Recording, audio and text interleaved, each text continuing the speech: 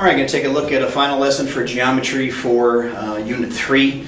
We'll look at applications of similar triangles. I cannot give you the magic formula that always works. All I can do is try to give you some ideas on how to make applications work because you have to be able to set up the similar triangles and make sure that they can apply to what it is that we'll be doing. So the problems can vary. I'm going to give you two examples here, but there's a lot of different ways to come up with different kinds of problems to deal with these things. So the key here is for you to learn the properties and applications and be able to use those correctly. So for applications similar triangles, the first thing is being able to set up a proportion correctly by the way the shapes are. And then lastly, you need to know how to solve the proportion. So we'll look at two examples here. I hope you enjoy my funny drawings. In this case, we're going to use a mirror to figure out how tall the tree is. This here looks a lot like Shea Coleman. So Shea Coleman there with the blue face is, we're going to say, exactly 6 feet tall, though he's probably actually a little bit taller than that. And we're going to put a mirror here.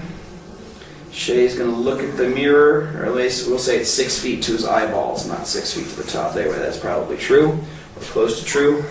And he's going to see the top of the tree there. So we form our triangles. So the first thing is we need to verify that the triangles are similar.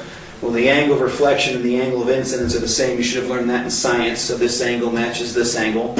And we're measuring height. Height is always measured in a perpendicular manner. So we end up with angle-angle similarity, so the triangles are similar. So the next thing we need is information to figure out how tall the tree is. We know Shea is 6 feet tall, so let's just say Shea is 4 feet from the mirror and 10 feet.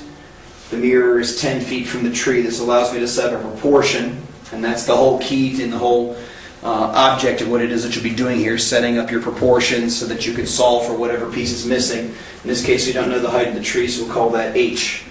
So, setting up the common things. Shea's height compared to the tree's height, those are the corresponding sides on these two similar triangles, is equal to Shea is the smaller of the two things, so that's going to 4 goes up there and the 10 goes down here. These measurements are in feet. Feet, feet, feet, feet, feet. All right. Cross multiply. 4 times h is 4h, and this is still feet. I probably ought to write feet. And 6 feet times 10 feet is 60 square feet. All right. To solve for h, I need to get rid of the 4, so I divide both sides by 4 feet. Cancels the 4 in the feet, leaving h.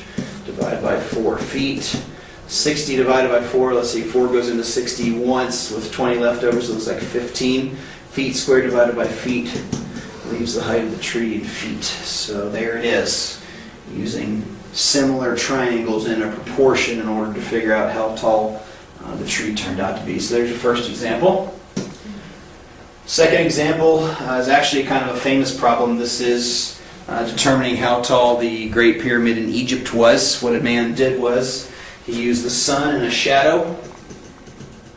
So the shadow came down through the pyramid and went through the top of this staff until they met along the ground in the exact same place. He measured that. This pole, we're going to say, I don't know exactly the length of it, we're going to say is exactly not feet. I want this to be meters, so forget the feet thing there. We want to know how tall the pyramid is, so we'll call that h. And he just measured a couple of things. He measured how far it was to the pole and how far it was to the pyramid. And we're just going to make up some numbers here. We're going to say this is 18 meters. Of course, it's going to make the pyramid ridiculously short. And we'll say this length from the pole to the pyramid was something really big, like 250 meters. All right. First thing we need to do is verify that the triangles are similar, which is obvious. They both share this angle here at the end because the angle up to the sun is going to be the same, so that angle matches. And the pole is a right angle to the ground, and the height of the pyramid is a right angle to the ground, so we have similar triangles because of that. Now, this is a little bit different than the last problem because one triangle is buried inside the other, so you have to be more careful here as we get ready to do this. So we're going to go with the small triangle first. 6 meters is to 18 meters. That means the height of the pole compared to the length of the shadowy piece there is equal to the height of the pyramid, which I don't know. Height and height should go together, 6 in height and then 18 in the length. And then the length of that is going to be 268 meters. And the reason I got 268 is because we're measuring from here to here, so that's the 250 between there plus the 18, so 268 meters. So 18H is equal to 6 times 268, which is 1,608, and that would actually be square meters. I left the units off on this calculation.